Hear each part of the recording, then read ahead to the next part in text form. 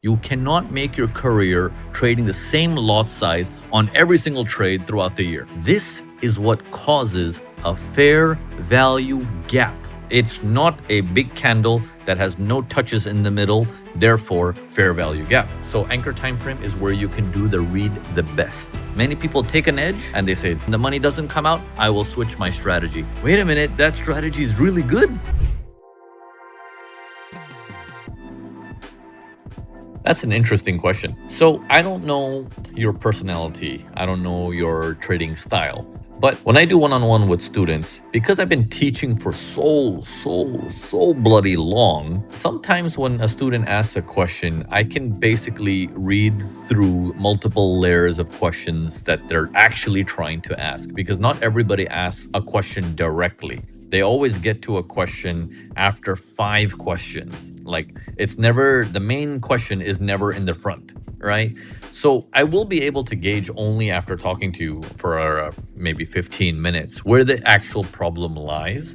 And then I'll have to custom make a curriculum for you. That's what I do in the one-on-ones. There is no, if I do a one-on-one, can you send me a packet of what am I going to do? How am I going to learn this thing? The traditional way is you pay for something, you get a little booklet and all the things and everything. It's not a product. This is a training program, right? So a training program like that, if you have an edge and you want to refine it, I would say it takes less time. If you don't have an edge but have discipline, I would say it will take even less time. If you've been in the industry for a long time but are not profitable, that will take a very long time, because there's times to break down the bad habits, to unlearn the weirdness. So we need to understand where the problems are, where the main problems are that causes the hurdle. So, to answer your question is it depends on where you are in your career.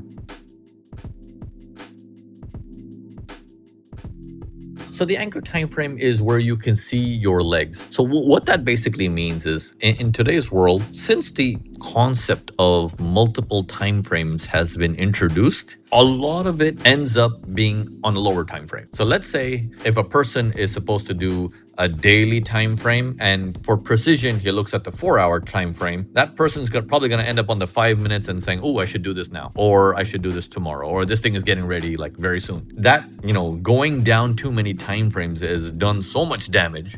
Like, I cannot explain how bad that is. So when we developed the word anchor, it's just sort of like anchor down, stay still. It's just a proverbial word of anchor time frame, which means this is where you understand the chart. This is where 80% of your work needs to be done. Only when it's getting ready to leave, because everything is done, not about to be done, is done, then you are going down to maybe 1, maximum 2 time frames lower for the fine tuning just to enter, because you want to get in. So you're just going down multiple time frames to enter because you're just doing that last bit of how do I get my stop a little bit tighter. I hope that helps. So anchor time frame is where you can do the read the best. Okay.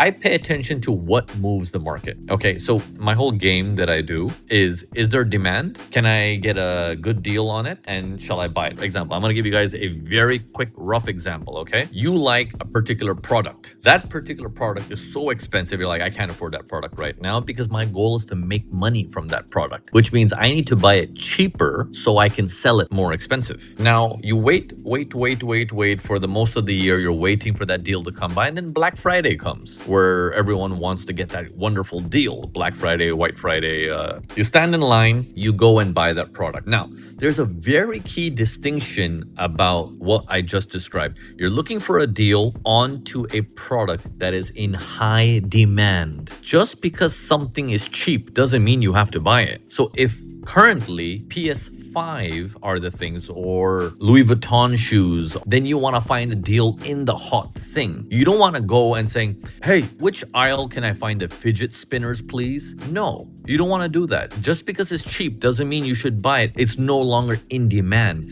So you got to find what things are in demand, get a good deal, and then buy it. Very simple. Okay, if you want institutional demand, 1, watch the candle movement with the volume below. 2 things to notice. Is the volume higher than normal. When I say higher than normal, is double, triple the moving average of the volume. Like if the volume, a certain flow, has this gone double or triple, there's illusions of volumes because there's London session, New York session, market close. You get all these up and down volumes because it's not stable. I can get you guys a tool where it will tell you London normally does this much volume for this currency pair every day, every day, every day. This seems to be the average. Today, the volume is double that. It's not market open volume. That's actually legit good volume. Then, if the volume is there, how much does the candle move? If it moves a little bit, I'm not really interested. But if it moves a lot, first thing coming to my mind is someone wants this product so badly that they cannot get filled and they're willing to pay any price for it. This is what causes a fair value gap. It's this understanding of this. It's not a big candle that has no touches in the middle, therefore fair value gap. And then you draw a line like this, you draw a line like this, and then everyone comes to kiss that area and say, "Mwah, let's buy now." No, no, no, no, no, no. Okay, yes, technically, yes. But there's a meaning behind this thing. If you understand that meaning, you can judge this one good, this one not so good, this one very good. And then you can actually enhance how you trade based on that. Remember, you'll hear this many, many times, okay? From serious traders, if you hear this out there, you cannot make your career trading the same lot size on every single trade throughout the year. So if you're trading the same edge, you're not supposed to have the same lot size? Because you need to determine what type of market is this? Should I go bigger or should I calm down or should I not trade at all? This is missing from most edges. Many people take an edge and they say, this works. I'm gonna do this now every day for the rest of my life and I'm expecting money to come out. And when the money doesn't come out, I will switch my strategy. Wait a minute, that strategy is really good. You just gotta know when not to do it. So some of you guys have some great things going for you. You just need to know when to abandon it, when to keep it, when to maximize it, when to minimize it. Like this has got to be your thing. That's called, building expertise in your edge. But you got to know the seasons of the market. Not 365 days are identical to do this. And with overtime and practice, you automatically get good at it.